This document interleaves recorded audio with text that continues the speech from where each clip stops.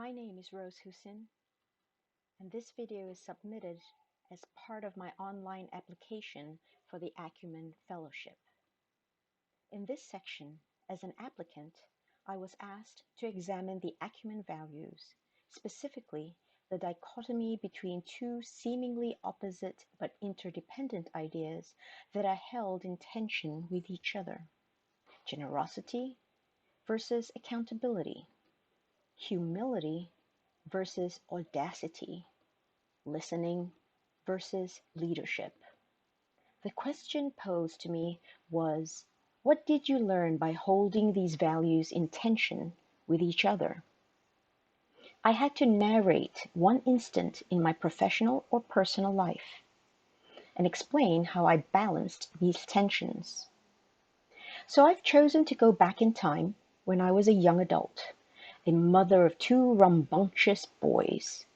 I had been a rebellious teenager myself, having grown up as a TCK, or third culture kid. But I was also an incurable learnaholic, a philomath, and a perfectionist. I was raised to always be responsible. At that time, I was a practicing architect and simultaneously an academic, teaching at one of the local universities. Even in my student days, I was a hard-working, strategic connectivist. I was a high achiever all the way. By age 30, I felt accomplished. I was young, successful, married, and happy. I felt balance in both my personal and professional life.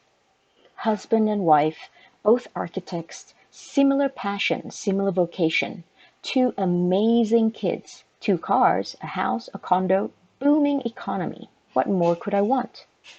Even the design project that I was working on at the time was a dream come true. I've always been an advocate for environment and ecological sustainability. It was a godsend to be involved in a development project that upheld the same noble values. The master plan of the project was incredible. The architecture was designed to be environmentally friendly, using ecologically sustainable materials and construction methods. We even planned to use helicopters to fly in the prefab material components to minimize earthworks and maintain the natural slopes. And the strategic plan revolved around economic tourism development in partnership with the Orang Asli indigenous people in the region. It was perfect. Perhaps too perfect. In July 1997, the Asian money market crashed. The subsequent years were a period of financial crisis that gripped much of Southeast Asia, paralyzed all of Malaysia, and raised fears of a worldwide economic meltdown. And that's when the budget cuts began. As reality of the crashed economy sank in, the balance of values crumbled. To cut a long story short, the project I was on became a death sentence for the Orang Asli settlement, and the environment was no longer of anyone's concern. Needless to say, I became disillusioned. The economic crash impacted everything in my life. My personal and professional life became unbalanced. I had to question myself. I even had to question my values. The biggest trigger for me was the Orang Asli project. The economic crash changed everything. The developer had the audacity to hire a young Orang Asli boy for a mere $5 per day as trail guides for the loggers to cut down all the trees, decimate the virgin jungle, and eventually even demolish the very homes of the Orang Asli kid himself. Over 2,000 indigenous people would have become homeless.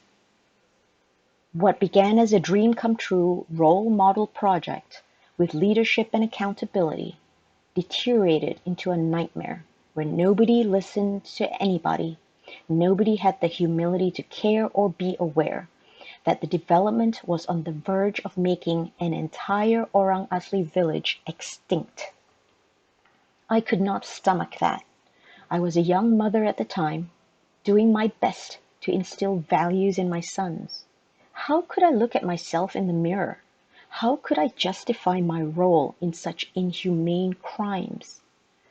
I realized at that point that I had become enslaved by my work, I knew I had to stop and redefine myself. I had to find a new balance between my personal and professional life. I needed to say no to money. This was very hard. I had to give up my secure job, my stable income, senior position, purchase power, and all the creature comforts that I had become accustomed to. I had to have the humility to walk the talk, and I had to have the audacity to talk the walk. I had to speak up, walk out of my office, and even walk away from my career. And that was just the beginning of my life journey. For the next few years and many years to come, I faced all sorts of paradox, dichotomy, and irony. But that was my great epiphany. My life became a constant evolution. If I were to chart my life learning journey in an idealistic world, as time progresses, so would my learning level increase. But in reality, life happens. Whenever a life-changing event happened, my life journey got derailed and went off on a tangent and ended up on an alternate path. And this happened multiple times in my life. Each time a new life event would happen, I had no idea when, where, how, whom, or what would be impacted. Each situation was unpredictable. Different tangent, different angle, different dimension and scale. As a result, my life has been quite colorful. I'm 53 now, and I sometimes wonder about all the alternative life pathways that I could have taken if I had made a different life choice. Not all choices were my own. Some choices were forced onto me. But I'm grateful for the life choices that I did make. I thank God for the life that I have today. Some choices were tough, I admit, and I did have to pay the price for it. With autonomy comes responsibility. But once in a while, I had no choice. Sometimes I still have no choice. Some things are absolutely required and cannot change. Such is life. Sometimes when I hit a brick wall, I simply have to make a hard choice. Do I stop and give up? Do I turn back and do something else? Or should I try risking to break the wall? Or can I find a way around it? For example, let's take this fellowship application form. The format is rigid and it requires full compliance. If you don't follow the format, the online system actually rejects your submission. So what do you do when the performance metrics is fixed and it just doesn't fit you at all? 350 words, type text in an online form. The form must be simple text, prose, no italics, no highlights, no tables, no charts, no visuals, and no sound. Very restrictive. Just a wall of text. However, the rebel in me immediately recognized paradox, irony, and dichotomy because the Acumen Fellowship itself values diversity.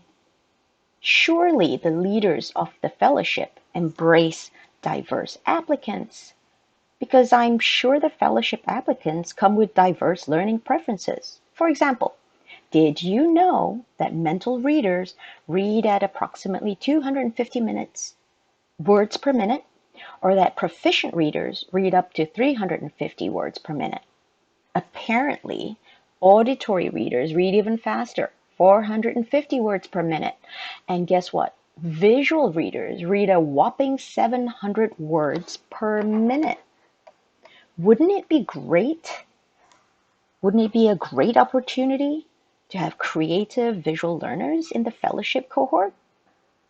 So, with that in mind, I decided to have the audacity to reimagine and break from the norm. I re-examined the parameters of the assignment to maximize my strengths. I chose to redefine the performance metrics. After all, the instructions did say the word narrate. And that is why you are watching this video now, instead of reading a typed essay. At this point, I actually need to pause and reflect. Because I decided to literally and visually narrate my story, this fellowship application made me discover a new paradox epiphany. Storytelling in itself is a form of discrimination. I mean, the word history clearly means his story, the story from one perspective. And that story is never exactly the same from one person to the next. This made me realize that it is sometimes necessary to discriminate. After all, one size does not fit all.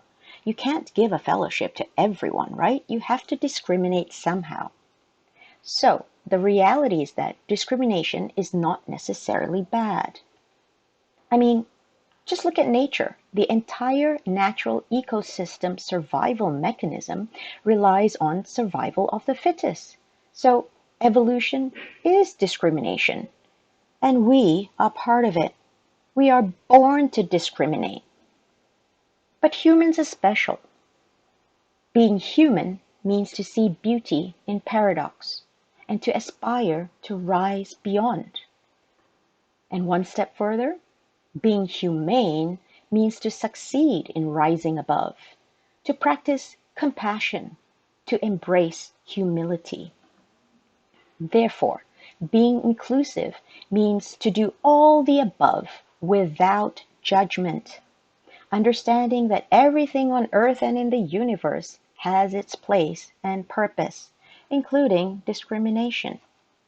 So, being inclusive doesn't just mean bringing people in from the outside, but it also means allowing the walls of the box to be broken from the inside. Being inclusive is a state of being, ever evolving, forever in motion, yet in constant balance. With that, I shall end my video by sharing my personal mantra: always learning, always. I strongly believe we must provide learning pathways in all ways. Always. Everyone should have access to learning, no matter who. Even a homeless guy underneath a bridge who, by the way, would probably rather watch a video than type a 350-word essay. Thank you for listening and watching.